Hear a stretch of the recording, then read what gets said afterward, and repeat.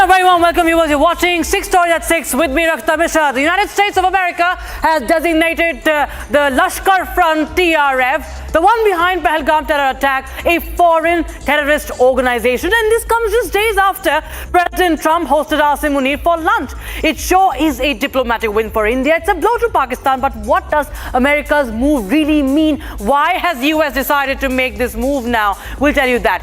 Also, there is no end to the hit and run cases in the country. Another rich brat, drunk, hits and kills an innocent in Gandhinagar while driving a BMW. He has been now let off, viewers. Stop the luxury murders is Republic TV's campaign. We'll expose the patterns across India. Story number 3 is about the big Atmanirbhar push in defense. Our first indigenously developed deep sea rescue ship has joined the Indian Navy. Meanwhile, there's lens on the gangs of Bihar now. It's a free run given to criminals. Murderers roam free and fearless. Exclusive footage on Republic TV from the Patna hospital murder. What happened inside and outside. Also on the show, former Chhattisgarh Chief Minister Bhupesh Baghel's son has been arrested by the ED in liquor scam. We'll tell you all that you need to know and the reactions coming in. And finally, the Prime Minister's battle cry in Bengal. He's made a big statement on infiltrators as well. We start with the top story, viewers, on 6 Stories at 6. The United States has accorded the status of foreign terrorist organization and especially designated global terrorist to TRF, a proxy of the Pakistan-based terror outfit Lashkar-e-Taiba. Now, the same group had claimed responsibility for the killing of 26 people, triggering the 4-day military escalation between India and Pakistan. And the US noted that this was the deadliest civilian attack in India since the 2008 Mumbai attacks carried out by the Lashkar-e-Taiba. India has expressed its appreciation for the US Department of State decision, calling it as a significant step in the global fight against terrorism.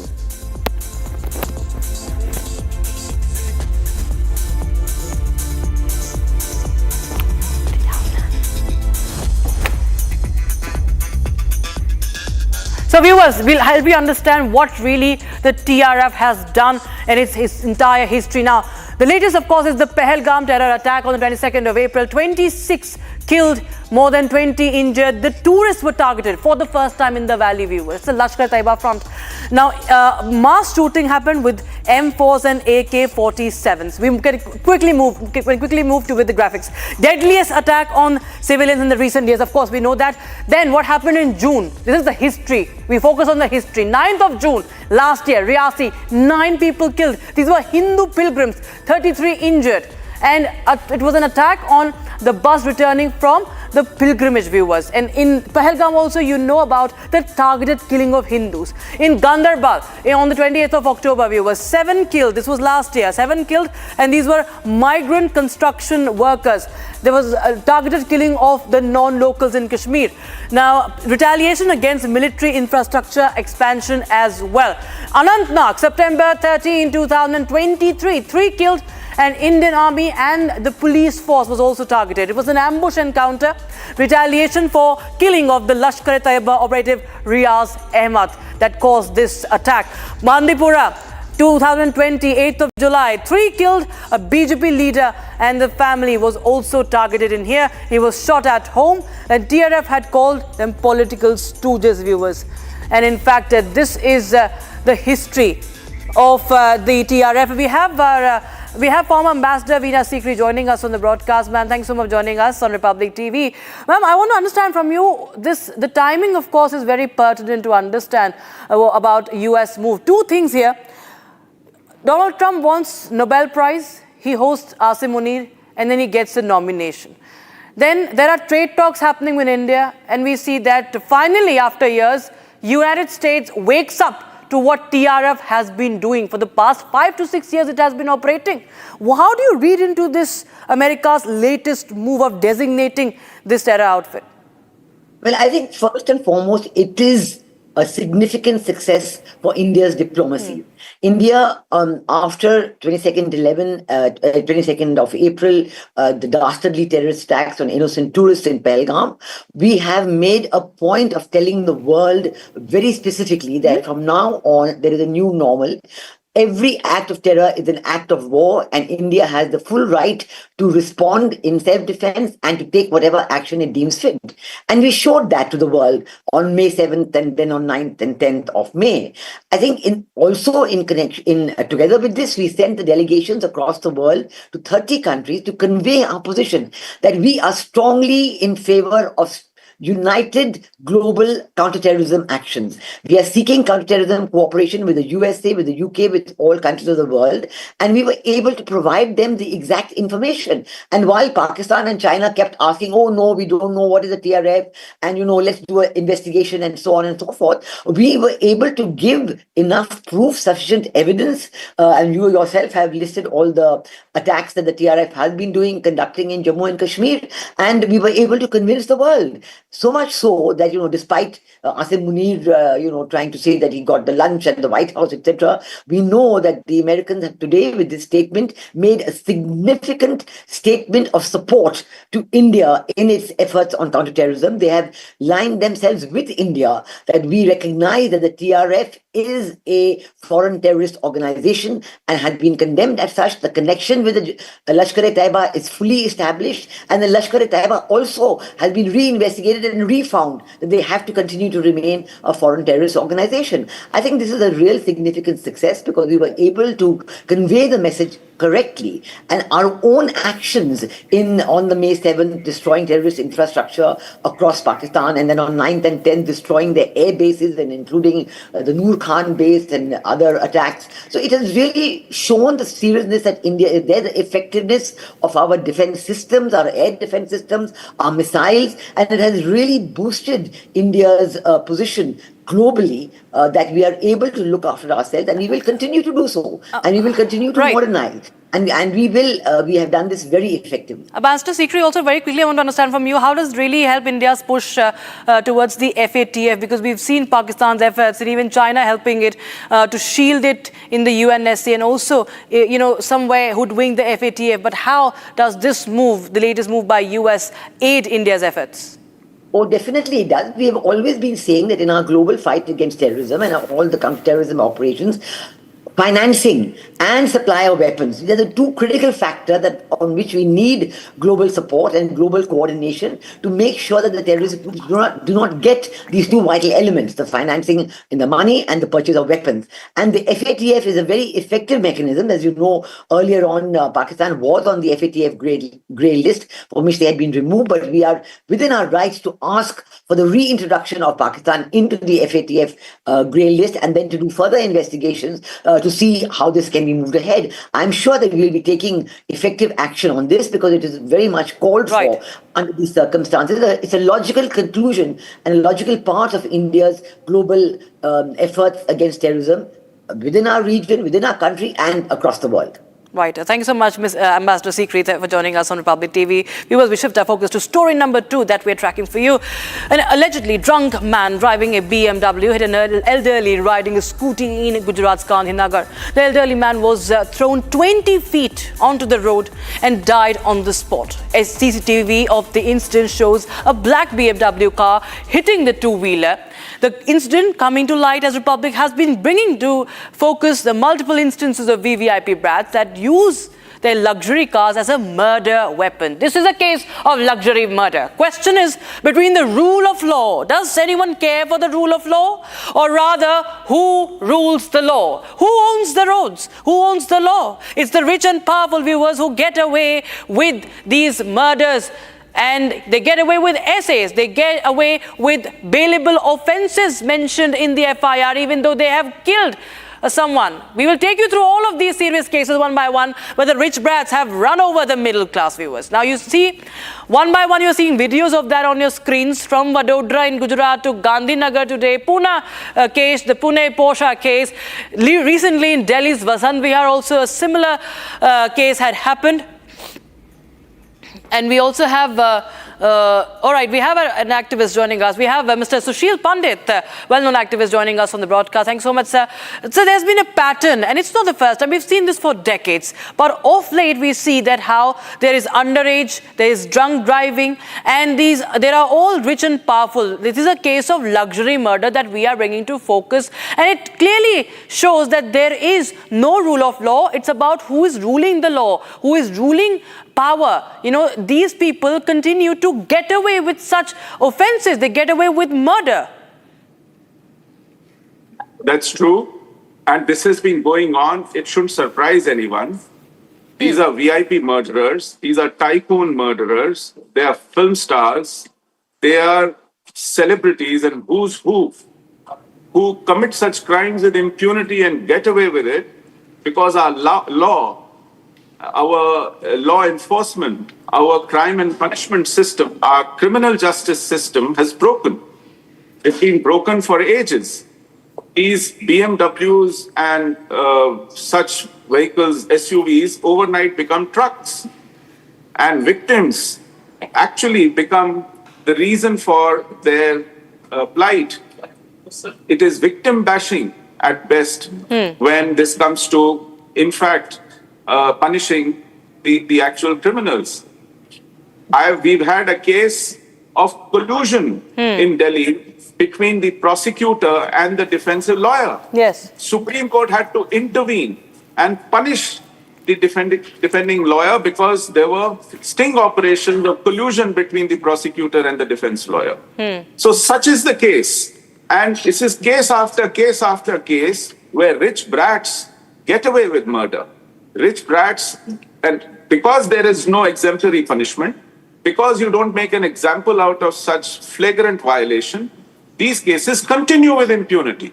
Others don't get to learn a lesson, and they feel that they can get away with it because they have expensive lawyers by their side. Yes. They have pliable judges and a criminal justice system that just doesn't work. You have under trials languishing in jails for decades. But you have such rich, spoiled brats who get away with a murder without spending even a day. Yes, sir. They get a bail overnight, and then they fight cases with tons of money they have at their disposal. Yeah, right, sir. This needs to be checked. Yes, sir, absolutely, of course. And the victim's family continue. They have lost their loved ones and they have no hopes, it seems, now for the justice also. Thanks so much, Mr. Pandit, for joining us, Republic TV viewers. We shift our focus to story number 3 now. In a major boost to India's maritime prowess, the Indian Navy commissioned the INS Nistar, a first fully indigenous diving support vessel with world-class submarine rescue, deep-sea diving and training capabilities. The vessel can perform diving salvage operations up to a depth of 300 meters, with INS Nistar boasting of capabilities exclusive to only a few navies worldwide. The induction sets a great diplomatic leverage for India. So let us just help you understand the significance of the Nistar. Now, viewers, it's the first fully indigenous diving support vessel, and it's of course a strategic leap in submarine rescue. Rescue operations have been in the news of late as well. Rescues submarines from depths up to 1,000 meters, and it's a deep submergence. It has a deep submergence rescue vehicle, and the saturation diving is up to 300 meters. These are the important factors why it's important. Side diving also is a feature up to 75 meters. It allows side diving also, and it's equipped with the side scan sonar. That is again very important as far as the rescue operation is concerned. It includes an ICU, an OT, an operation theater also, and decompression chamber as well. And it can continue for more than 60 days of sea operations. So there is a longevity also. If there is any operation that continues for longer time, this INS ship will be of use. Over 80% of indigenous components have been used. That is very important to note. A major push for self-reliance, a major push for Atmanirbharta in defense, and inputs from 120 plus Indian MSMEs. Again, the push for Atmanirbharta is on display here. Diplomatic and strategic leverage, of course, viewers. Now, take a look at this beautiful rescue ship, India's first indigenous deep rescue Navy ship.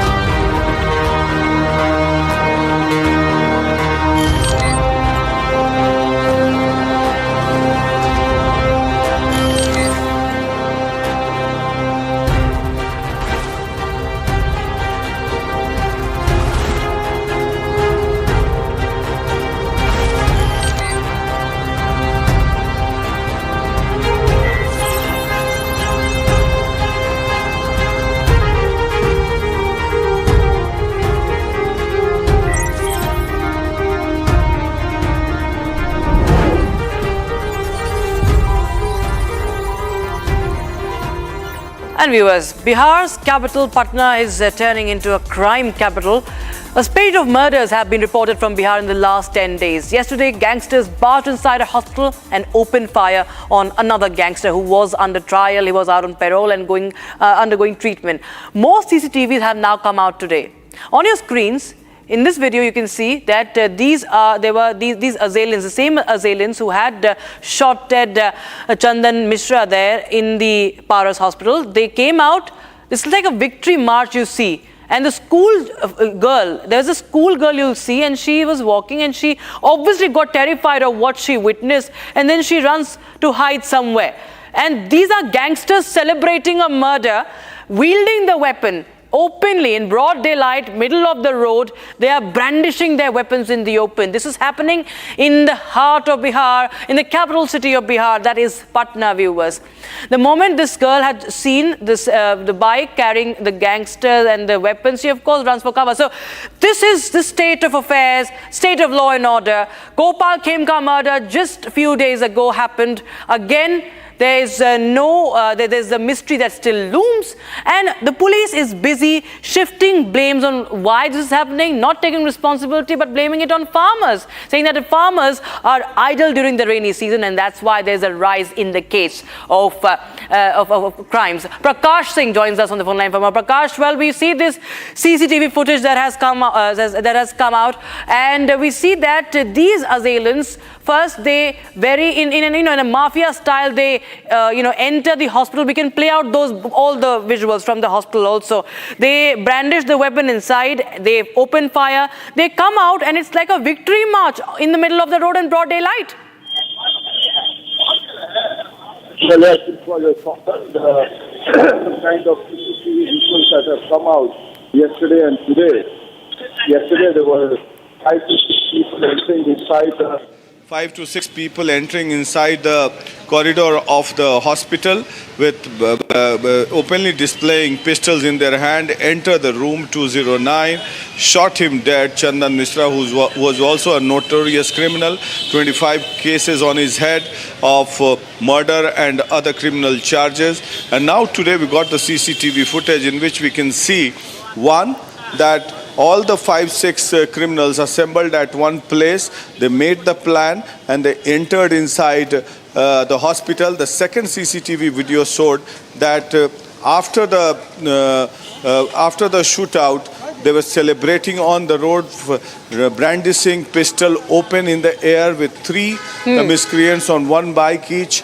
2 bikes were there, and we can also see a girl who was terror-stricken. And she had a nightmare. She's taken a safe hideout and she escaped narrowly once she shot. This kind of images that have come from Bihar, maybe it may be termed as a gang war, but this kind of gang war openly displaying and creating havoc among the people of Bihar. Any action that has been taken? Has there been any arrest in the matter? Well, we'll get to know that few people have been detained in this case. Interrogations are still on, and to arrest and nab the actual culprit in this particular case. 5 to 6 people were involved in this case, led by Tausif alias Badshah, who's on the run. And police is confident that they know about the whereabouts of all these criminals, and they're confident that they will be nabbed soon. Okay. Back to you. Right. Prakash Singh, thank you so much for joining us on 6 Stories at 6 with those inputs from Patna. We were shifting our focus to story number 5. Former Chhattisgarh Chief Minister Bhupesh Baghel, his son Chaitanya Baghel has been arrested by the ED and he's in custody for 5 days. The case involves a massive liquor scam and a parallel liquor distribution syndicate which the ED alleges was run by funds laundered through real estate firms of Chaitanya Baghel. ED produced Chaitanya before the PMLA court in Raipur after conducting raids at his residence in Bhilai. Now, Bhupesh Baghel, speaking to the media, has said that it is vendetta, it is witch hunt by the centre against the opposition. Listen into Bhupesh Baghel. घर में ED का छापा पड़ा, 15 दिन बाद 26 मार्च को CBI का छापा डाला और 10 मार्च से लेके आज 18 जुलाई जब मेरे लड़के का जन्मदिन है, उस दिन तक एक भी नोटिस नहीं, कोई पूछताछ नहीं और आज सीधी गिरफ्तारी। जी। तो ये सीधी सी बात ये है कि अडानी के खिलाफ कांग्रेस पार्टी ने काम किया, हम सारे विधायक तमनार गए, इसके कारण से ये कार्रवाई की गई। और जो शिकायत ये आ रही है कि पप्पू बंसल के बयान के आधार पर, तो यहाँ कोर्ट से उसके खिलाफ नॉन अवेलेबल वारंट है और वो आदमी खुलेआम घूम रहा है, कभी ईडी कार्यालय जाता है, कभी सीबीआई कार्यालय जाता है, उसके बयान के आधार पे आप कार्रवाई कर रहे हो और वो आदमी कोर्ट के एनबीडब्ल्यू है और ऑफिस घूम रहा है। इससे समझ आ जाता है कि सारा षड्यंत्र हो रहा है शासकीय एजेंसियों के माध्यम से। And finally, viewers, Prime Minister Narendra Modi visited Bengal on Friday to launch a series of development projects worth over 12,000 crore rupees aimed at strengthening the infrastructure, connectivity and socio-economic growth in the state. In fact, he was in Bihar also. And just a while back, he was addressing a rally in Durgapur, West Bengal. He targeted the lawlessness of the TMC government. He promised significant changes if the BJP comes to power. Big push for Parivartan, as he said in the speech. He also talked about how BJP will push to weed out the migrants, the illegal migrants in West Bengal. He also talked about the crimes, the rise in the crimes against women in the state of West Bengal. We leave you with the parts from Prime Minister's speech. Thanks for watching. बोले भारत माता की, भारत माता की।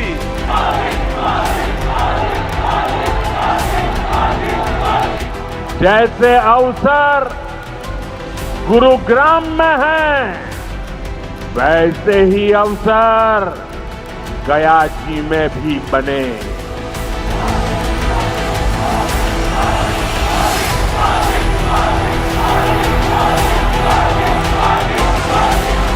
आज हर कोई कह रहा है टीएमसी हटाओ, बंगाल बचाओ।